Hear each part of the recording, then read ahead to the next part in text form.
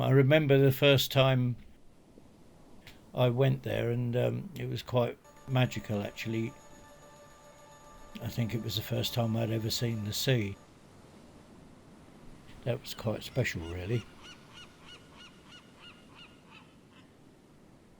We started work at 6 o'clock in the morning. There were very rarely people there at 6. I can just remember the sort of vivid colours. The fishing boats were always such a beautiful thing to look at. It felt very alive. Yeah, the seafront was quite vibrant with lots of pleasure boats, but they all had recorded music. And I remember My Boy Lollipop. Do you know? Do you know that song? Yeah, it was kind of thriving, lots of live bands. It was around then that we met. That was a long time ago. I can imagine the smell of the sea Damp, dank kind of smell. and things like candy floss and toffee apples And and the smell of wood that had been in and out of water over many, decades. yes, it is quite nostalgic just talking about it. When I was a kid, it was quite splendid at the end of the pier. But it felt a little bit heavy and sort of suffocating because its structure was so intricate.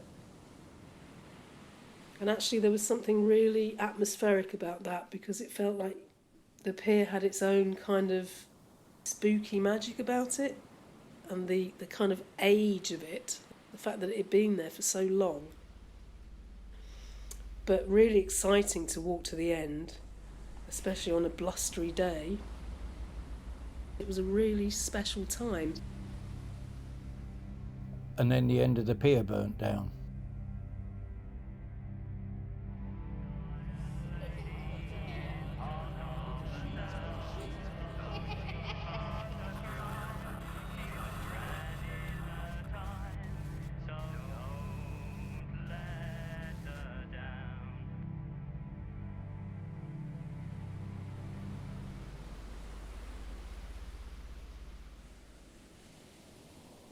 It's a miracle it's still there, really.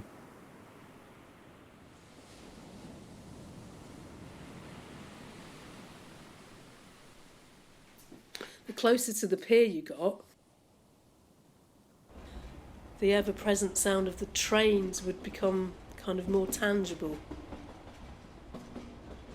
They would rattle, and the sound of metal on metal. Something really kind of nostalgic somehow about the fact that they'd been running for so many years, and so many kids of different generations would have been on those tracks when maybe things were simpler.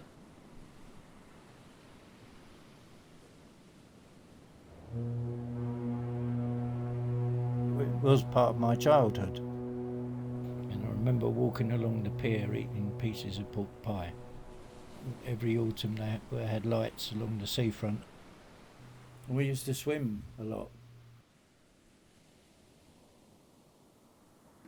It was a really tough decision to leave, but it also felt like the kind of place where you could get stuck.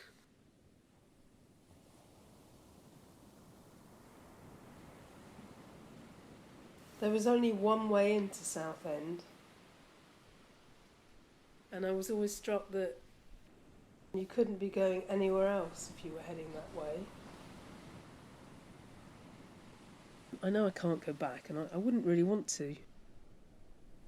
You have to sort of move on. But it's a shame we can't talk anymore.